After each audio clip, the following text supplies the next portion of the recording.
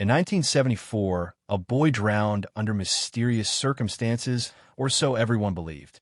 But every year on his birthday, something impossible happened, something that defied time, logic, and even death itself. What began as a family's tragedy slowly unraveled into a terrifying mystery buried deep in the shadows of a small town. Stay with us till the end, because the truth waiting at the end of this story will haunt you long after it's over. Don't forget to subscribe for more real-feeling thriller stories that'll grip your soul. The morning of June 12, 1974, began like any other in the small lakeside town of Merriman Hollow. That Wednesday was unusually warm for early summer, already 82 degrees by 9 a.m., and the air smelled faintly of honeysuckle and damp earth. Children had spilled out of their homes with messy hair and scraped knees, shouting and skipping barefoot toward Merriman Lake, where the glassy water waited, unmoving and mysterious beneath a blanket of humid silence. No one thought that morning would end in screams. Kevin Rule was 9 years old. He was a lanky boy with auburn hair that curled at the ends when it got too long, and eyes too dark to tell where the pupil ended and the iris began. He was quiet, thoughtful, the kind of child who spoke when he had something to say, and when he did, people listened. On the morning of his 9th birthday, Kevin had been promised two things: pancakes with extra syrup and a picnic by the lake with his parents, Mark and Irene, along with his older sister, Lila. He had requested lemon cake and to bring his sketchbook. That morning, he packed the sketchbook himself. At 10:30 a.m., the Rules reached the east bank of Merriman Lake, just where the trees opened into a grassy clearing surrounded by thick pine and old rock. They laid down a red checker blanket, unpacked deviled eggs, peanut butter sandwiches, a thermos of sweet tea, and Kevin's cake. The lake shimmered, reflecting the sun like rippling glass, quiet and inviting. No one else was around. At 12:04 p.m., Kevin asked to dip his feet in the lake before cake. Mark said, "Just don't go too far in, all right?" Kevin nodded. He always nodded, always obeyed. He walked barefoot down the slope of the grass toward the murky shallows. He paused once to wave back at his family. Lila was already pouring lemonade. Irene was lighting a sparkler candle in the shape of a number 9. Then he stepped into the water. That was the last time anyone ever saw him alive. There had been no scream, no splash, no sudden commotion, just absence. 1 second, Kevin had been standing ankle-deep in the water, the next gone, disappeared as if plucked from existence. Irene was the first to notice. She had looked up from the cake, smiling, about to call him back. But there was no boy in the lake. The surface of the water was smooth. No ripples, no disturbance. The reeds swayed lazily in the breeze. There wasn't even a sound. Mark ran down the bank. "Kevin!" Silence. Then Lila screamed. They combed the lake with their eyes, frantically darting across the surface, looking for a sign. A splash. A hand. Even bubbles. Nothing. Irene plunged into the lake, screaming his name, kicking through the murky water as Mark joined her, diving under repeatedly, emerging each time with wide, frantic eyes. They called until their voices cracked. They searched until their legs burned and lungs ached. By 12:20 p.m., they were completely soaked, empty-handed, and hollow. The first call to police went out at 12:27 p.m. Officers arrived within 15 minutes. By 1 p.m., divers were called in. By 3 p.m., half the town had gathered along the lake's edge. People whispered Kevin's name, shaking their heads, wondering how a boy could vanish in 3 feet of water. The divers found nothing. Not his body, not a scrap of clothing, not even a footprint in the soft lake bed. The sand was undisturbed. As the sun began to set behind the trees, the Rules sat shivering and silent on the checkered blanket, now soaked and crumpled. Kevin's lemon cake remained untouched.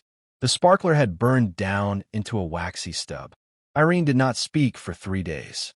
Mark never touched his fishing gear again. Lila stopped drawing.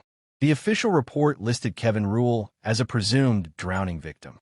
His body was never recovered, but the townspeople whispered other things.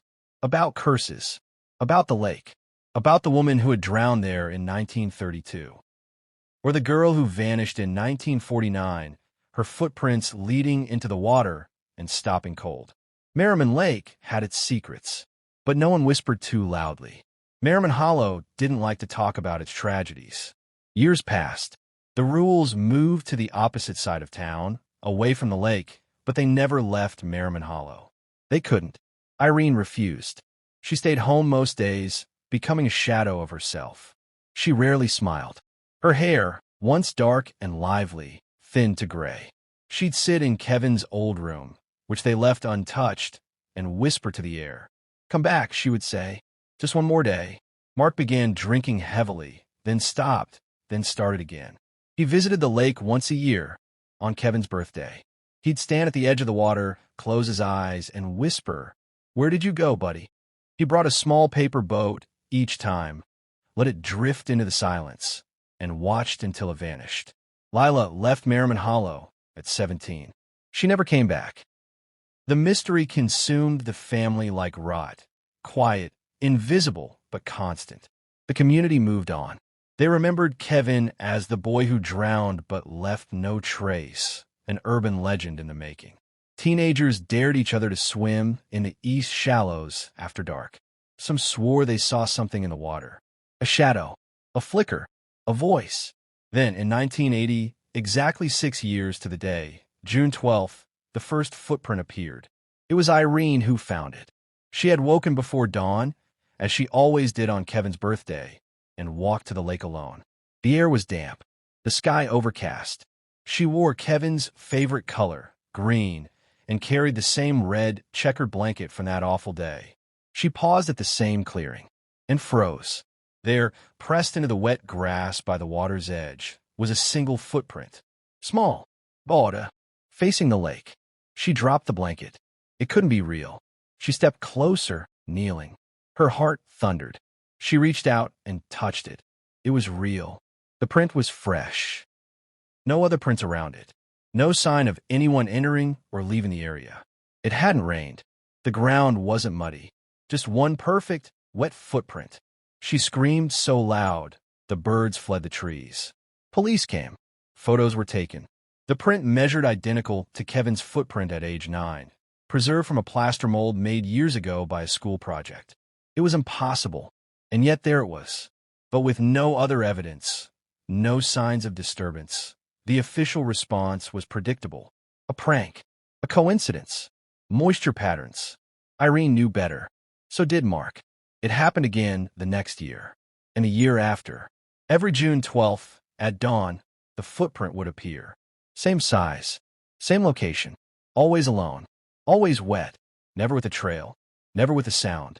By 1983, the story had become more than just local folklore. It was a mystery that drew journalists, paranormal investigators, and even a team from a national television show. The rules refused interviews. But behind the scenes, Irene and Mark began investigating themselves. They searched county records. They interviewed old residents. They mapped the lake, collected water samples, researched underwater caves, submerged tunnels, and even wartime dumping theories. But the lake never gave up its secrets. It remained what it had always been, still, dark, and impossibly quiet. Irene started keeping a journal. She recorded dreams, weather patterns, everything unusual around the house. Sometimes she'd hear faint laughter, other times humming, and once the low creak of the porch swing moving by itself in the dead of night. She found Kevin's old drawing book beneath his bed in 1984. A page had been torn. She didn't remember that before. Mark began to believe Kevin might be trapped. Not dead, just somewhere else. A crack between worlds. He even contacted a physicist from Baltimore who specialized in dimensional anomalies. The man came, took some readings, and left without a word. The marriage frayed. So did reality. Then, on June 12, 1986, exactly 12 years since the drowning, a different kind of clue surfaced. The footprint appeared, as usual. But this time there were two. Identical. Side by side. Both facing the lake. The rules stood frozen. And then, beside them, they found something else. Kevin's sketchbook. Not the original. A different one. Same make. Same brand. But this one had new pages. Drawings. Childish, yes, but familiar. One showed a boy standing in front of the lake, holding hands with someone, no face. Another showed a tunnel under the water. A third showed a clock with its hands spinning backwards. And beneath the final drawing, in shaky, pencil-written block letters, "I'm still here." Mark fell to his knees. Irene screamed. Everything changed. They didn't speak on the way home. Mark drove in complete silence, his knuckles white on the wheel, while Irene clutched the sketchbook to her chest like it might disappear if she blinked. When they reached the driveway, she didn't wait for the car to stop fully. She stepped out and walked straight to Kevin's room, still untouched after 12 years. The air in it was always a little colder, staler, as if time had sealed the door behind them. She sat on the edge of Kevin's small twin bed, the floral quilt faded, threadbare in places. The sketchbook in her lap trembled in her hands as she opened it again, one page at a time. The drawings were unmistakably Kevin's. She had memorized his style. The crooked lines, the uneven shading, the way he always drew the sun with one corner smiling. It wasn't perfect, of course. He was a child, but every page felt alive, recent. The pencil hadn't faded. No signs of water damage. No tears, no mold. As if someone had drawn it last week. Mark stood in the doorway, silent. "There's no dust on it," Irene said, not looking up. "Nothing. Where has it been?" "I don't know." She turned to the page with the tunnel again. It wasn't imagination. It was too specific. A dark arched corridor under the water, lined with jagged stone. Kevin had never drawn something like this before. He used to sketch trees, dogs, funny-looking people. This was deliberate. The words beneath the final drawing haunted her. "I'm still here." That night, neither of them slept. The sketchbook sat on the kitchen table under the overhead light like it was watching them. At some point, Mark got up and took it to his garage workbench. He carefully scanned each page using the old Polaroid film scanner he hadn't touched in years. By morning, he had taped copies of every drawing to the wall. He arranged them in a line, trying to decode some hidden message. The lake, the tunnel, the faceless figure, the backward clock. Kevin's messages were crude, but something about them pulsed with urgency. A cry, a map. Something was trying to be found. The next week, Mark called in a favor. His old friend, Andrew Keller, worked for the State Geological Survey. 30 years of mapping underground caves and tunnels. Mark begged him to come to Merriman Hollow, just for a day. "I need to know what's under that lake." Keller brought equipment, sonar scanners, magnetometers, a mini-submersible camera. He surveyed Merriman Lake thoroughly, mapping depths and currents, and even sending the drone camera to scan the floor of the eastern shore. Nothing. No caves. No sinkholes. No debris. No anomalies, Keller had said. "It's just a lake." But then he paused, looking over the sonar readings again. "There's something weird, though." Mark leaned in. "What?" "The sediment on the eastern floor, it doesn't match. It's like it's been disturbed. Recently." "You mean someone's been down there? Or something?" Keller shrugged, unsure. They scheduled a second scan for June 20th. But Keller never came back. The next day, Mark got a call. Keller had been hospitalized for a sudden seizure. No history of epilepsy. He never recovered full cognitive function. He couldn't remember Merriman Hollow. 3 days later, Mark burned the sonar readings. Irene didn't protest, because she had begun seeing Kevin. It started as glimpses. A boy in the hallway at night. A shape reflected in the mirror. Once, she swore she heard humming from the backyard, the same tune Kevin used to sing when he brushed his teeth. Then came the dreams. In them, Kevin stood at the lake, staring at her. His face pale, unreadable. Not sad, not scared. Just waiting. And always barefoot. She began drawing his dreams, trying to capture details. The lake was always too dark. The sky above him starless. And behind him, a shape, a woman with no face, standing just beyond the water's edge. Mark saw them too, but he never told Irene. Instead, he returned to the lake every night after midnight. Sometimes he sat in the car. Sometimes he wandered the tree line. He brought an old flashlight and Kevin's stuffed lion. He would sit on the checkered blanket and whisper, "Show me where you are." No answer. Until one night. June 26th, 1986. Exactly 12 years and 14 days since Kevin vanished. The wind was dead, the lake still. Mark had just stood up to leave when the flashlight flickered and died. He slapped it. Nothing. The air grew colder. Then, from the shallows, he heard something. A squish, like a bare foot stepping on soaked earth. He turned. There, on the same spot where the footprints always appeared, stood Kevin. Only for a moment. And then he was gone. No esplas. No sound. But Mark dropped to his knees, the world tilting around him. It hadn't been a memory. It hadn't been grief. Kevin was there. He told Irene the next morning. Instead of breaking down, she nodded and said, "Then we dig." They bought shovels, rakes, trowels. They returned to the eastern bank. They dug like maniacs, hours each day. People watched from a distance, whispered, but no one stopped them. Some pitied them. Some were afraid. By the third day, they found something. A rusted metal door, bolted shut, covered in algae, just under the mud line near the reeds. It had no handle, just a small imprint, 5 small toes, a child's footprint. Irene fell to her knees and wept. Mark got a crowbar. It took both of them nearly 3 hours to pry it open. When they finally did, the smell hit them, a damp, suffocating wave of mildew, rot, and something else. Something old, not dead, but ancient. Beneath the door, a narrow shaft, descending into darkness. And stone steps. Not natural, man-made. The rules didn't call the police. They made a decision. If Kevin was in there, somehow, impossibly, then this was their only chance. They prepared for 3 days. Flashlights, rope, walkie-talkies, a generator, and Kevin's sketchbook. On the morning of July 1st, they returned. Irene went first. The stairs were slippery, coated in moss. The walls were narrow, pressed with stones that bled moisture. The air smelled like forgotten time. 10 steps in, they lost all signal. Their walkie-talkies went static. Then silence. No birds. No crickets. Just breathing. The stairs curved downward for what felt like forever. At the bottom, they entered a chamber. Round. Carved from stone. In the center, water. Still. Shallow. Like a mirror.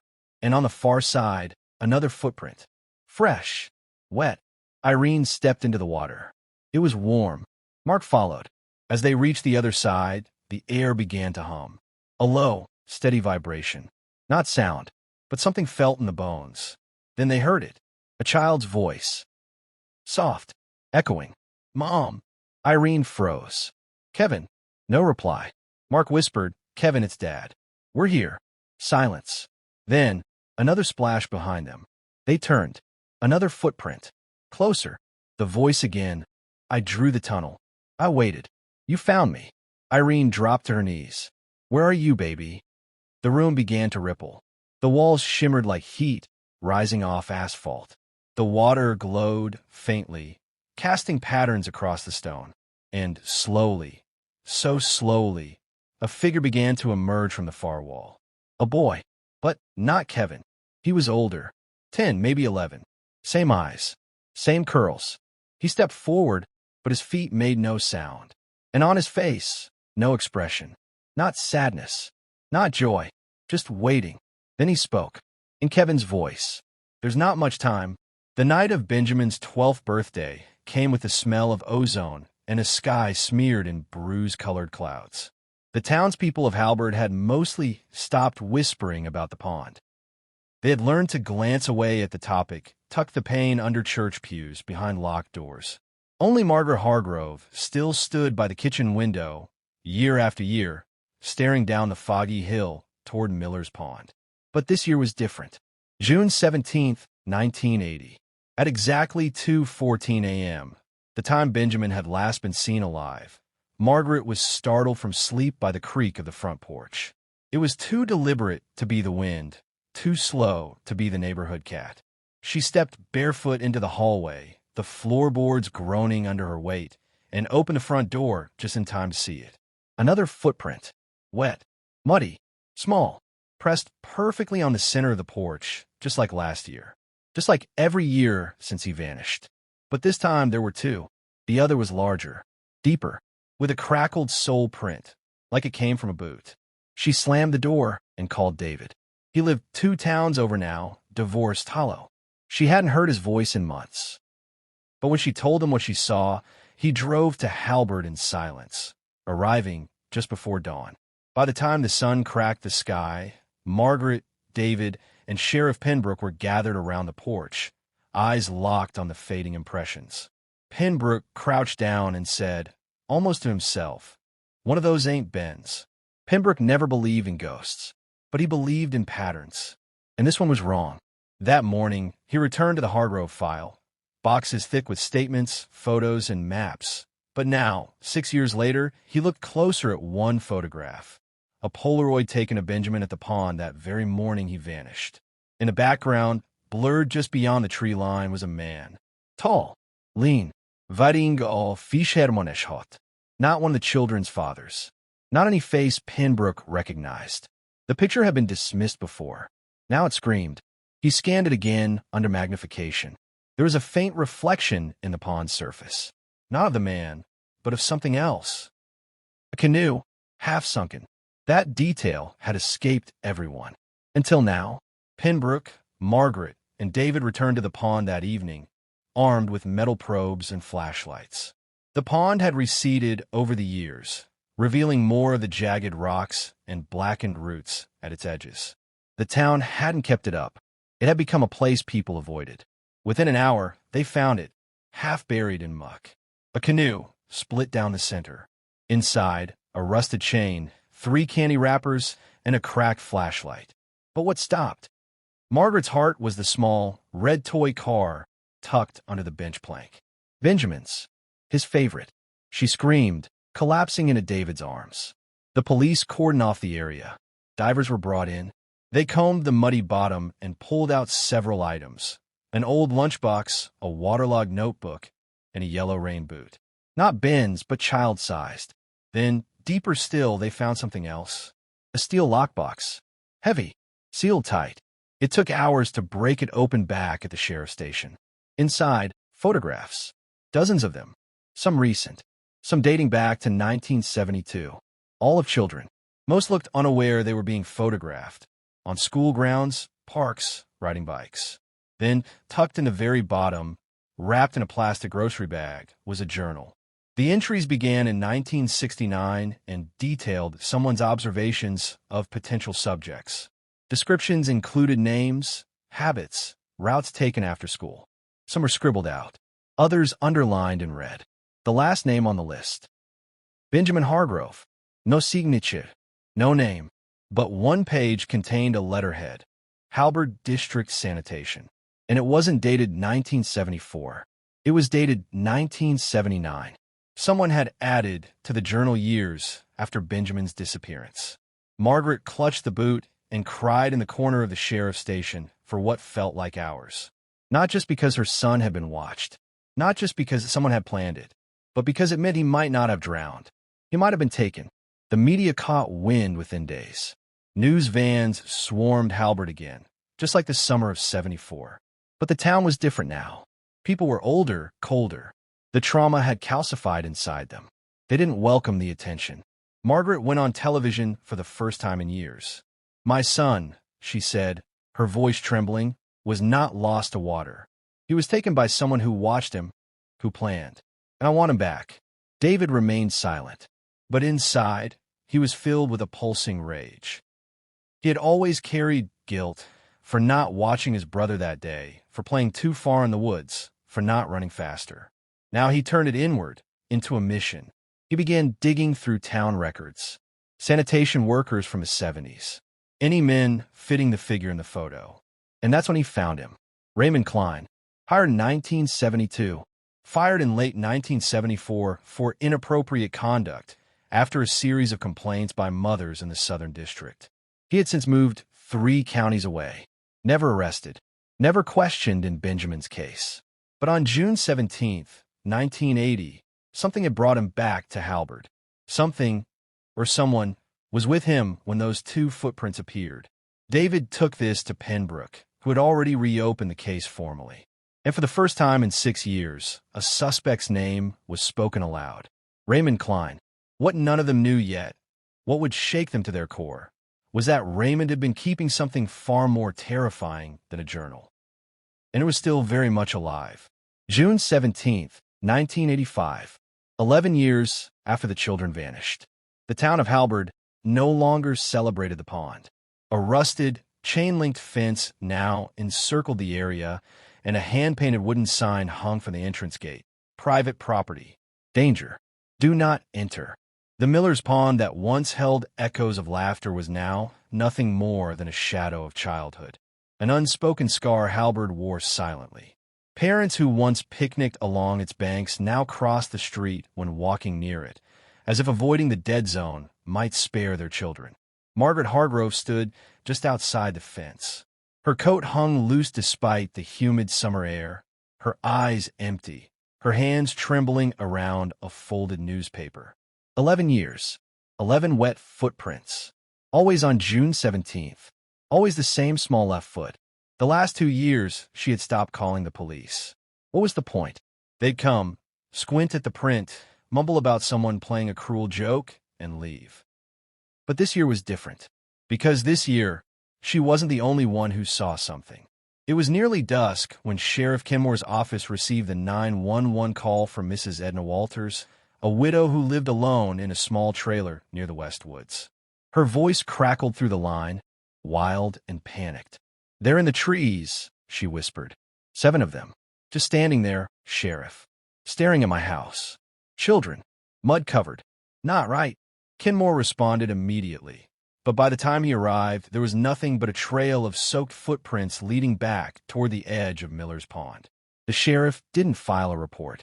Instead, he showed up on Margaret's porch around midnight with a brown folder clutched in his hands and a haunted look in his eyes. "I think it's happening again," he said quietly. Inside her living room, he laid out the photos, grainy black and whites taken from a hidden trail camera Edna had placed to watch for coyotes. The images were blurry but unmistakable. 7 small figures in a tight group near the tree line. Barefoot, eyes glowing faintly in the flash. Expressionless. Then the last image, one of the children stepping forward. A small boy, wearing a tattered striped shirt. Margaret's hand flew to her mouth. It was Benji's shirt, the same one he'd worn the day he vanished. She stared at the image, blinking back tears. But something felt wrong. Off. The expression on the boy's face. Empty. Mechanical. Not the wide, toothy grin she remembered. "What, they're not really alive?" she whispered. Kenmore didn't answer. Instead, he reached into the folder and pulled out something else. A map. "We've been piecing together sightings," he said. "Not just Edna. 3 others reported odd encounters within a mile radius of the pond this week. All of them spoke of the same thing. Children. Pale. Silent. Vet footprints. No one believed them. Until tonight." Margaret stared at the map. Red pins dotted the area like a curse spreading from a wound. "What do you think they want?" The sheriff leaned forward, voice low. "I think they want to come home." That night, Margaret didn't sleep. Instead, she waited. At exactly 3:12 a.m., the time Benjamin had disappeared 11 years ago, she heard the creak of her porch steps. Not 1, but 7 creaks. Then silence. She rose from the couch, heart thudding, and slowly pulled the curtain aside. There they were, 7 children standing in a row at the edge of her lawn. Faces pale and blank, skin streaked with dirt and algae, clothing rotted in places, but undeniably familiar. Every single one. Benji, Darla Mayfield, twins Archie and Alex Moran, Lucinda Valle, Timothy Crawley, and Nora Green. The missing 7. Margaret stepped onto the porch, barefoot, trembling. "Benji," she whispered. The boy at the center took a slow step forward. The same striped shirt, the same wide eyes, but there was no joy in his gaze. Just hunger. As if he had been wandering for 1,000 years. Margaret's tears blurred her vision, but she didn't look away. "Are you here to come home?" Benji opened his mouth, but the voice that came out was not his. It was old, cold, male. "No," it said. "We came to bring you." Behind him, the other children's heads tilted in eerie unison. Suddenly, the air grew thick, the trees swaying despite the absence of wind. Margaret stumbled backward. The porch light flickered violently. And just like that, they were gone. Not in a flash. Not in smoke. They simply faded into the dark, like shadows unglued from reality. All that remained were 7 sets of damp footprints leading back toward Miller's Pond. The next morning, the entire town awoke to news that Margaret Hargrove was missing. Her car still in the driveway. Her tea still warm on the kitchen table. No sign of struggle. No signs of forced entry.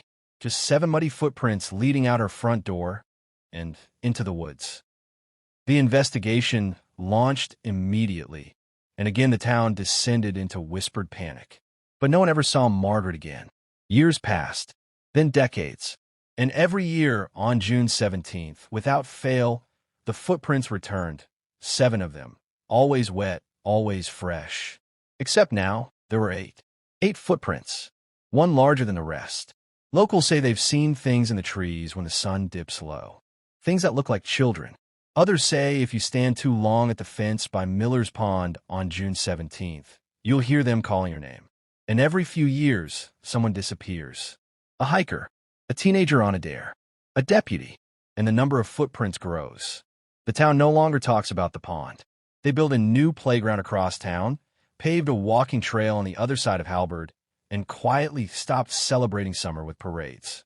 But deep down, they all know, Miller's Pond never let the children go. It simply waited for more. The footprints continued, slow and deliberate, as though made by someone very much alive. Margaret clutched Daniel's arm, trembling. Her breath came in shallow gasps. Neither of them spoke. They just followed the trail, one small, damp print after the other, leading through the hallway, then turning up the narrow staircase. Every creak of the old wooden steps sounded like thunder. When they reached the top, the prints veered into Benjamin's bedroom. The door was closed. Daniel reached for the handle and paused, looking at Margaret for a moment. Her eyes were wide, shining with terror and some strange flicker of hope. He pushed the door open. The room hadn't changed in 6 years. Dust clung to the shelves. His baseball glove lay beside a stack of comics, untouched since 1974.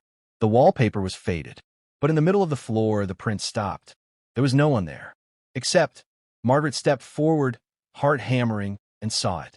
The window was open. Rain dripped from the frame, and on the sill, something rested. Benjamin's locket, the same one he'd worn every day before he disappeared. His initials still etched on the back. She picked it up with trembling hands. "Where did this come from?" she whispered. Daniel didn't answer. He was staring at the wall, because it had changed. In faint, wet lines, as if drawn by an unseen finger, words were appearing across the peeling wallpaper. "Mom, I'm cold." She stumbled back, clutching the locket to her chest. The next day, authorities were called again. Investigators examined the prints, the window, the message on the wall. None could be explained. There were no signs of forced entry, no footprints outside in the mud, only those inside the house. But that night, Margaret didn't sleep. She sat in Benjamin's room, staring at the wall until her eyes burned. The words faded slowly by morning, like mist retreating from sunlight. But the locket remained in her hand. Vet. Real. She began to write again, not in journals, but letters, to Benjamin. And on the night of June 17th, 1981, exactly a year later, she left one on the desk in his room. She woke at 2:14 a.m., and the letter was gone. In its place was a drawing. Crude, childish. A stick figure of a boy holding hands with a woman. Beside them, a pond. And above them both, the sun. It was Benjamin's handwriting. His name scrawled beneath the picture. His B was backward, just like always. From that moment, the events escalated. The wet footprints began appearing monthly instead of yearly. Sometimes they led to the fireplace, sometimes to the fridge, as if he were hungry. Margaret began finding toys she hadn't seen in years, sitting in the hallway or on her pillow. One night, she found Benjamin's favorite stuffed bear tucked neatly under the covers of her bed. Daniel, shaken but logical, tried everything to debunk it. Cameras, traps, motion detectors. Nothing worked. The cameras glitched. The batteries drained. Nothing was ever caught, except the prints. and more drawings.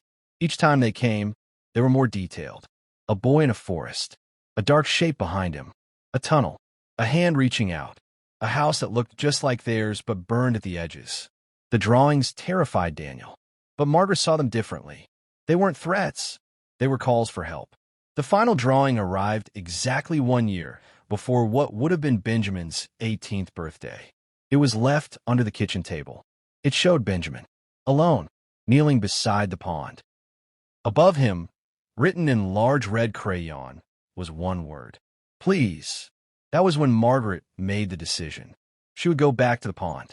For nearly a year after the discovery in the well, life in Halberd walked a tightrope between silence and whispers. The Hargroves still lived in the house, but every window remained shuttered, every curtain drawn, as if the outside world might reach in and rearrange their pain. Margaret stopped baking, stopped speaking, really. Her grief had calcified into a silence that even Thomas couldn't crack. They sat across from each other most nights, meals uneaten, breaths synchronized like clockwork, counting down. The town tried to move on. The children still played, but now parents watched them more closely. Miller's Pond was finally fenced, and in no trespassing, signs ringed its border like tombstones. Still, the wet footprints returned. June 17th, 1982, Benjamin's 15th birthday. This time, the prints started not by the pond, but near the base of the well, leading all the way to the Hargrove front porch. One single line of footsteps, slick and glistening in the early morning sun, as if he walked home, as if he had come back. Sheriff Dalton ordered surveillance cameras to be installed at both the pond and the well, but nothing showed. The footprints simply appeared between frames, like something stepping in from nowhere. Each year, without fail, the trail grew closer, bolder. In 83, they reached the front door. In 84, they stopped at Benjamin's old bedroom window. The psychological strain on the family became unbearable. Thomas began sleepwalking, often found barefoot in the backyard, muttering Benjamin's name in a daze. Margaret locked all the doors at night and still woke up to them slightly ajar. Objects moved. Cold drafts circled rooms that had no vents. And always, the scent of stagnant pond water lingered near the fireplace, even in winter. Then came a breakthrough in 1985. A former gas company worker named Greg Kinlawn, dying of cancer in a hospice bed 3 counties over, made a confession that shook the case wide open. He admitted to falsifying old pipeline documents around the McAllister property back in the 60s. Said he was paid to keep quiet about an undocumented tunnel system underneath the well site, remnants of old Prohibition smuggler routes. The well wasn't just a water source. It was a covered access point. Authorities rushed to investigate, and what they found was staggering. Below the concrete slab at the bottom of the well, past layers of limestone and corroded pipe, lay a narrow brick corridor, barely wide enough for a man to crawl through. It extended for almost half a mile and ended in a collapsed chamber beneath the abandoned McAllister barn. Inside the chamber, forensic teams recovered child-sized shoes, toys, a flashlight with a rusted casing still bearing Benjamin's fingerprints. Most disturbingly, there was a faded Polaroid photograph sealed in a jar, a blurry image of Benjamin standing beside a figure whose face was covered in a burlap sack. The back of the photo read, June 16, 1974. The boy stayed the night. The tunnel was deemed too unstable to continue excavation. What was behind the final wall remained a mystery. The media exploded with theories. Satanic cults, underground trafficking rings, paranormal gateways. Margaret and Thomas, meanwhile, withdrew even further. They declined interviews, declined apologies, declined closure. The discovery hadn't brought peace. It had stirred the wound anew. Margaret began to suffer from hallucinations. She swore she heard Benjamin calling from inside the walls, sometimes knocking patterns into the plaster late at night.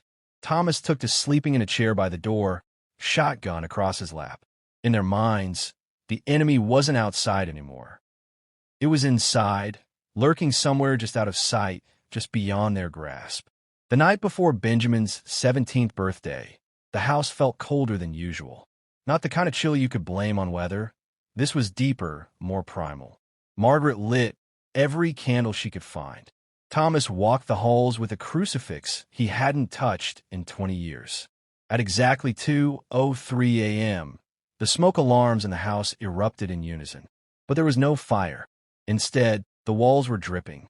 Not with water, but something thicker, darker. The substance tested positive for high traces of algae and silt, identical to samples from Miller's Pond. Windows shattered without cause. Doors open on their own. On the living room mirror, written in reverse condensation, were the words, "I never left." The following morning, neighbors found the Hargrove home wide open, lights flickering, and the couple missing. No signs of struggle. No forced entry. Just one trail of wet footprints leading from the front door back toward the well. Police launched another investigation, this time with federal support. Every inch of the property was scanned. Drones, sonar, ground-penetrating radar. Nothing. No trace of the Hargroves was ever found. The house was eventually condemned, then torn down. But even in the empty lot, new footprints would emerge every June 17th, leading to nowhere. And in the years that followed, local legend turned to dark tourism. Teens dared each other to visit the site. Paranormal investigators filmed shaky documentaries. Yet every so often, someone went missing. Always around June. Always near the lot. By 1990, Halbert had become a ghost town in everything but name. Businesses closed. People left. The pond dried out. But the legend, Benjamin's story, never faded. And the footprints never stopped. The seventh year came quietly, almost respectfully, as though the world had grown weary of screaming. June arrived, cloaked in thick heat and a silence that settled like ash. No more headlines, no more journalists clawing at the past. Only memories remained now, some softened by time, others sharpened into blades. Margaret Hargrove no longer circled dates on calendars. The anniversary of Benjamin's disappearance was no longer a wound freshly bleeding. It was scar tissue now, tight and painful beneath the surface of her skin. Yet she still found herself, each year without fail, waking just before dawn on June 17th. Even if she hadn't meant to, even if she'd stopped acknowledging it out loud, it was as if her soul had memorized the hour her son left the world. She had moved out of the family home 3 years ago, unable to face the echoes of Benjamin's laughter that seemed to haunt the wallpaper and the floorboards. The house had felt too large for one person, too burdened with memory. The new place was small, a weathered one-story on the edge of town, a few blocks from where the forest began to thicken. There were no pictures on the walls, no relics of her former life. Just a few potted plants, a bookshelf, and the radio she never turned off. Silence had become unbearable. She'd stopped visiting Miller's Pond. She couldn't bear to see it anymore, the way its surface shimmered innocently in the light, as if it hadn't swallowed her boy whole. The townspeople had stopped talking about it, too. The tragedy had faded into local lore, whispered between old neighbors or awkwardly avoided altogether. But Margaret hadn't forgotten, and neither, it seemed, had the pond. On the morning of Benjamin's would-be 14th birthday, she found herself drawn once again to the place she feared the most. Not out of ritual or desperation, but out of something stranger. A gnawing. A pull. She parked her car beside the edge of the woods, the tires crunching slowly over gravel. Mist hovered over the pond like breath held in suspense. The air was heavy, wet with impending rain. Margaret stepped out, her flats sinking slightly into the mossy ground, and stood still for several minutes, listening, waiting. Then she saw it, just as it had every year since that first summer.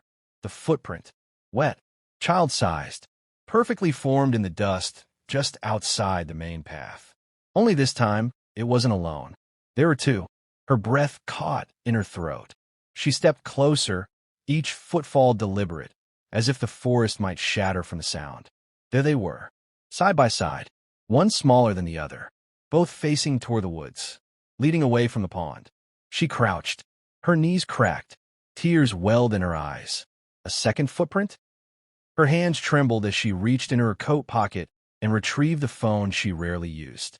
She took a picture, several, in fact, her fingers shaky, her breath quick and shallow. She didn't know what it meant, but she knew, with certainty, it meant something. Later that evening, she brought the photos to Detective Jameson, now long retired but still living in town. His hands, once sure and commanding, were spotted with age. But when he held the phone and stared at the images, something behind his eyes flickered. He said nothing for a long time. Then, that second print, it's new. It wasn't there last year. Margaret nodded slowly, her throat tight. Jameson sighed and leaned back in his chair. Let me make some calls. They returned to the pond the next morning with fresh eyes and equipment. A young detective from Columbus accompanied them, Officer Riley Ward. He was ambitious, quick-talking, and skeptical of ghost stories, but he had the curiosity of a man not yet beaten down by unsolved cases. They found the footprints again, and more. The trail this year didn't end at the trees. It led deeper. There were 5 prints now, curving slightly to the left, then vanishing beneath the dense undergrowth. As they followed the path, they stumbled upon a place Margaret had never seen before, a narrow clearing, overgrown with vines and brush, partially concealed by an arch of drooping pine branches. Inside it was a circle of flattened grass, eerily symmetrical. At the center lay a small pile of items, a single blue sneaker, worn and dirty, a plastic fire truck, faded by sun and time, and a slip of paper folded into a triangle. Margaret's heart seized as she stepped forward. Her hand hovered over the paper before she dared to touch it. It was dry. Not a drop of rain had touched it. She unfolded it with trembling fingers. Inside was a simple drawing. A child sketch in black crayon. A stick figure standing beside a tall tree, with a smaller figure lying on the ground. Above them, a large, uneven shape loomed in the sky, dark and menacing, with sharp edges. Riley exhaled. Looks like some kind of animal. No, Margaret Guisperth. It's a structure. The detective frowned. A structure? Jameson leaned closer. Like a building? She pointed to the uneven lines, the rectangular door in the center, and the strange symbols scribbled above it. It's not a creature. It's something built. Something man-made. Officer Ward turned the paper over. On the back was a single word, written in crooked, slanted handwriting. Below, that night, Margaret dreamed of Benjamin for the first time in years. He stood at the edge of the pond, not as a child, but older, taller, thinner, with hollow eyes and hair matted with dirt. He looked at her, expression unreadable. Behind him, the water churned, dark and slow. She reached for him, but he didn't move. Instead, he opened his mouth, and what came out wasn't a word. It was a sound, a low hum, like metal vibrating. She woke, gasping, drenched in sweat, the sound still in her ears. It took her hours to fall back asleep. The following week was a whirlwind of quiet investigation. The Columbus Department agreed to reopen the case under limited jurisdiction, citing the new physical evidence. A team of search dogs was brought in. Drones flew overhead. Ground-penetrating radar scanned the edges of the pond and surrounding woods. But it wasn't the professionals who found the next clue. It was Margaret. Unable to sleep, she wandered the woods near the clearing late one evening, retracing the strange pattern the footprints had left behind. There was something about the shape, the direction. It didn't feel random. It felt deliberate. She began drawing it out in chalk, marking the spots on a large sketch pad. The more she worked, the clearer it became. The path wasn't winding aimlessly. It was forming a symbol she hadn't seen in decades. Buried in a drawer back in her old house, inside Benjamin's school folder, was a page he'd brought home months before his disappearance. A strange design he'd said was part of a funny dream. Circles inside triangles. A square with no base. A downward spiral. Now it was here, in real life. She showed the sketch to Jameson and Riley. Riley went pale. I've seen this before, he muttered. He pulled out his phone and scrolled through several photos. Then he showed her one, an image from an abandoned property near Dayton. A decaying wooden structure with symbols painted across the front in black soot. One matched hers perfectly. Where was this? Margaret asked. Old railway tunnel, Riley said. Used to be a bomb shelter in the 60s. Got shut down and sealed up. Kids used to sneak in for dares. A few years ago, someone found some strange stuff inside. Animal bones, char dolls, ritual markings. Jameson looked grim. And they never investigated? They chalked it up to some sick kids and shut it tighter. But what if, Margaret said slowly, what if that place isn't just random? Riley frowned. You think there's a connection? I don't think, Margaret said. I know. She stood, her voice shaking not with fear, but something stronger. Resolve. Whatever happened to my son, whatever's been calling us back here year after year, it didn't end at that pond. It went somewhere. Below. Jameson looked at her for a long moment. Then he nodded. We dig. By the time the 8th June arrived, Margaret Hargrove had stopped marking the passage of time with candles or tears. Grief had long since calcified into something colder, something skeletal that lingered in the hollows of her home, in the clatter of wind against the windows, and in the silence that answered her prayers. For years, she had spoken aloud to Benjamin's empty room. Now she merely listened. And what she heard was changing. The damp footprint still appeared, always on the same date, in the same place, on the wooden floor just past the front threshold. But this time, the shape was different. Not larger, not smaller, just wrong. It was angled strangely, as though whoever, or whatever, left it had turned back around. The ball of the foot pressed heavier into the wood grain than usual, while the toes faded quickly, smeared, smudged. And unlike the previous years, a second mark followed it, something like a drag, a smear, as though someone had slipped. Margaret stood staring at it that morning for 27 minutes without moving. Tom, she whispered, come look at this. Tom Hargrove no longer questioned the absurdity of these rituals. He no longer argued with Margaret's requests, nor rolled his eyes at her need to photograph the yearly appearance. He simply obeyed, because he, too, had felt the shift. He knelt down beside the print, traced it with his fingers. Damp but not dripping, warm, not cold like previous years. And beneath it, a faint line like someone had etched their fingernail across the plank. I'm calling the detective, he said quietly. Why? Margaret asked. Because this time, I think someone wants to be found. Detective Claire Winslow had inherited Benjamin's file from a now-deceased predecessor. It was a stack of faded reports, photographs of a lake, dozens of recorded interviews, and hundreds of dead ends. She had read it cover to cover twice in her first year on the force.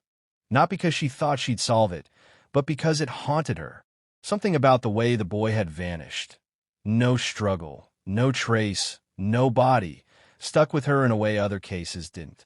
Over the years, she'd occasionally revisited it in quiet moments. Now, walking into the Hargrove home for the 8th time, she felt something crackle beneath her skin. She looked down at the footprint, then at the streak behind it. Her mouth tightened. Do either of you still receive those letters? She asked. Margaret's fingers trembled. No, not since last year. Tom added, the last one said, almost there. That was it. No return address. No signature. But we had it analyzed. It was typed on the same machine as the previous ones. We still don't know who sent them. Claire glanced back at the print. And this one, she said, is different. It wasn't a question. That night, she sent the print to a private lab in Atlanta, one with far better forensic equipment than their tiny station in Pharaoh's Hollow could afford. While she waited for results, she returned to the lake. Alone. June 20th, 3 days after the anniversary. She arrived at dusk, parking at the trailhead and walking the half-mile path to the dock where Benjamin had vanished 8 years earlier. The wind curled around her, thick with the scent of moss and algae and something fainter, metallic, something sharp. She stopped by the tree stump where Benjamin's shoes had been found and knelt. Her flashlight beam traced along the base of the stump into the overgrowth. And there, just past the reach of the dock, she saw it. A shape half buried in reeds. A small box, wooden, no larger than a jewelry case. She fished it out, her gloves slick with dew, and opened the lid. Inside, a damp photograph. It was old, water-damaged, the ink bleached at the corners. But it was unmistakably Benjamin. Standing, alive, wet hair plastered to his forehead. Behind him, something that looked like a wall of branches twined unnaturally, forming a kind of arch. His eyes were wide, startled but not afraid. A second photo was tucked beneath it. Same place, same arch. But now, Benjamin's back was turned. He was walking into it.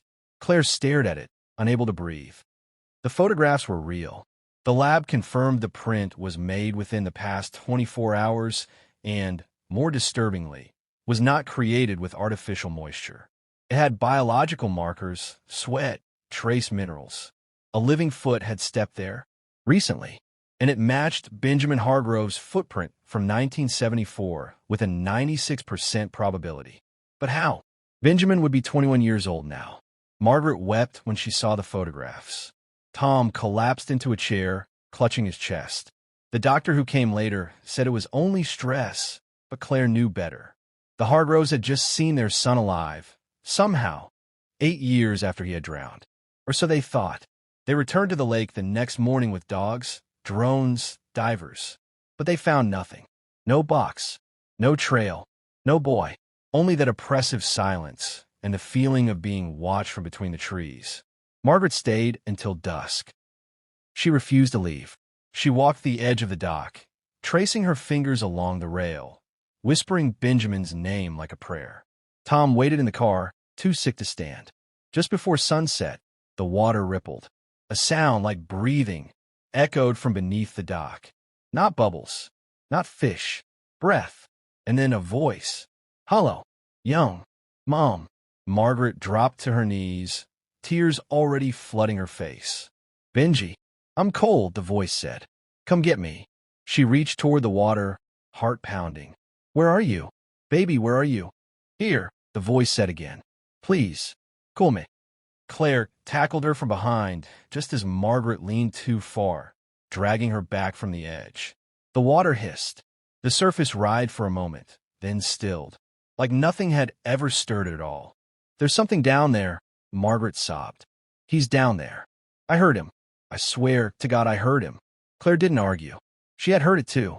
2 days later, a message arrived. It was not a letter, not typed. It was carved into the Hargroves' front door. Words burned deep into the wood. "You weren't supposed to find me." And beneath it, a footprint. Vet, smoldering, as though the water itself had scalded into the grain. The Hargroves were moved to protective housing. Claire requested an FBI task force. But no one could explain how a missing child had resurfaced through photographs that hadn't existed, or how his footprints could appear year after year with no tracks leading to or from them. That night, Claire reviewed every file again, every page, every photo, every interview, and then she saw it, something she had missed. In the background of one of the original lake photos from 1974, a shadow, barely visible, among the trees, a tall figure, unmoving, cloaked, watching the water. She enhanced the image, brightened it, focused. It wasn't a person. It wasn't even human. The entity had been there all along. Witnesses in the 70s had spoken of strange sounds, lights, children dreaming of a doorway in the lake, all dismissed as trauma responses. But the more Claire dug, the more she uncovered references, old native folklore, settler journals, all pointing to something buried beneath Pharaoh's Hollow long before the town was built. A crossing, a liminal place, a mirror. The lake wasn't just a lake. It was a seam, and Benjamin hadn't drowned. He had been taken, and now, somehow, he had come back, or some version of him had. But what had returned with him? Claire stood once again on the dock. Margaret and Tom had left town under protection. The door had been replaced. But every morning since, a new mark appeared on their new home's porch. Always wet, always fresh. The voice kept coming, always the same. "I'm cold. Come get me." This time, Claire answered. She stepped off the dock, into the water, and vanished. Just like Benjamin, just like before. No reappears, no esplas, no sound, only silence. And then, on the dock behind her, 2 wet footprints. Small, and next to them, one new adult print, still dripping. Fresh. And the voice whispered again. "Now, behind the trees. Now we wait for the next one."